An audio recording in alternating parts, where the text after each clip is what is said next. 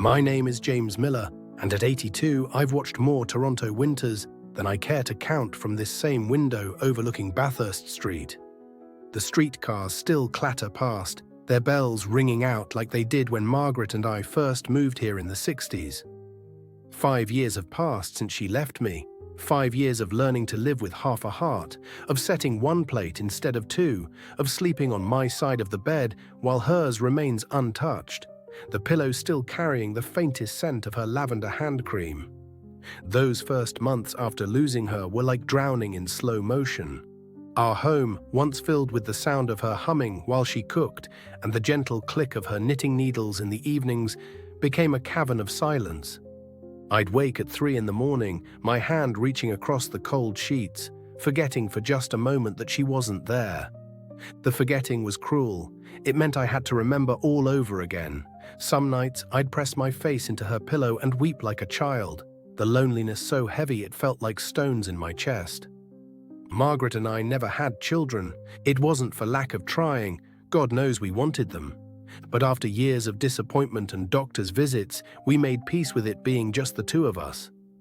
We became each other's whole world. Now, without her, I sometimes feel like a ghost haunting my own life, invisible to the young people rushing past on the sidewalk below. It was during one particularly bitter February, about 2 years after she passed, that I finally forced myself out of the apartment. The walls were closing in, and Margaret's voice seemed to whisper in my ear, "James Miller, you're not dead yet. Stop acting like it." She always did have a way of getting straight to the point. The Central Eglinton Community Centre sits just a few blocks from the Yonge and Eglinton intersection, in a red brick building that's been there since before the subway line came through. I must have walked past it 1,000 times over the years, but that day something made me push through the glass doors. Maybe it was desperation. Maybe it was Margaret's ghost giving me a gentle shove. The warmth hit me first, not just from the heating, but from the sound of voices, laughter, the clink of teacups. A woman with silver hair and kind eyes looked up from behind a desk. "You look lost, dear," she said, and something in her voice reminded me of my mother.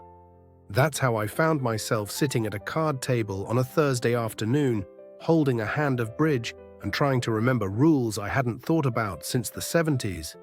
Mary was the first to introduce herself, a former buyer at Eaton's department store who could tell you the exact layout of every floor before they tore it down. "Such a shame," she'd say, shuffling the deck with practiced ease.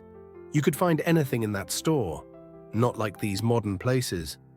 George joined our table next, a retired TTC driver with hands that shook slightly when he dealt, but eyes that sparkled when he told his jokes. "You know what they say about bridge players?" he'd ask, the same joke every week. "We're always looking for a partner."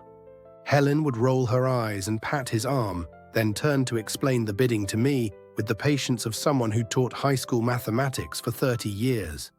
The Thursday games became my anchor. Between hands, we'd share stories, Mary talking about the fashions of the 50s, George recounting the great snowstorm of '99 when the army had to help clear the streets, Helen describing her grandchildren's latest adventures. We'd nibble on ginger snaps that someone always remembered to bring, drink tea that was never quite hot enough, and for a few hours the weight of loneliness would lift from my shoulders. Sometimes I'd bring my little transistor radio, the same one Margaret and I used to take to Center Island for picnics. When Gordon Lightfoot or Joni Mitchell came on, we'd all stop talking for a moment, lost in our own memories. The wreck of the Edmund Fitzgerald always made George misty-eyed. He'd known someone who'd known someone on that ship. These songs were the soundtrack to our younger days, when Toronto was smaller, when you could afford a house on a factory worker's salary, when the future stretched endlessly ahead. The city has changed so much since then. From my window, I watch the new condos going up, each one taller than the last, blocking out more of the sky Margaret and I used to watch together. But some things remain constant. The maple trees in Queen's Park still blaze red and gold each October. The snow still blankets everything in hushed white come December. The cherry blossoms still bloom along the waterfront each May. There are still hard days. Sundays are the worst, when the routine of the week falls away and I'm left with too many hours to fill. I'll catch myself setting out 2 mugs for coffee, or I'll hear a song on the radio that we used to dance to in the kitchen, and the grief hits fresh as the day she died. But I've learned that grief isn't something you get over. It's something you carry with you, like an old photograph in your wallet, worn soft at the edges from handling. Last week, walking home from cards, I found myself actually humming, one of those old Beatles songs Margaret loved. George had made us all laugh with a story about a passenger who tried to pay his fare with Canadian Tire money back in the 80s. The autumn air was crisp, the streetlights casting pools of amber on the sidewalk, and for a moment I felt something I'd thought was lost forever: contentment. I stopped at the corner of Eglinton and Mount Pleasant, where Margaret and I had our first apartment, a tiny 1-bedroom above a hardware store that's long since become a Starbucks. I could almost see us there, young and broke and madly in love, believing we had all the time in the world. "Life is what you make of the time you have left," I said aloud, not caring if anyone heard. It wasn't profound, but it was true. These days, I understand that love doesn't die when someone leaves us. It transforms, becomes something else. The kindness of new friends who save you a seat at the card table. The familiar comfort of shared memories over tea. The unexpected moment when laughter bubbles up from somewhere deep inside and doesn't feel like a betrayal. So here I sit, James Miller of Toronto, in my apartment with its view of the ever-changing city, learning the rhythms of this new life.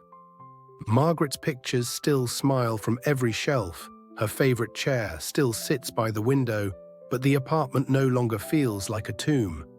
It feels like a home where love once lived, and in its own way, lives still. Tomorrow is Thursday. Mary will bring her ginger snaps, George will tell his partner joke, Helen will patiently explain why I shouldn't have led with the ace. And I'll be there, grateful for their company, for their laughter, for the simple gift of being seen and known. It's not the life I planned, but it's the life I have. And on good days, days that come more often now, that feels like enough,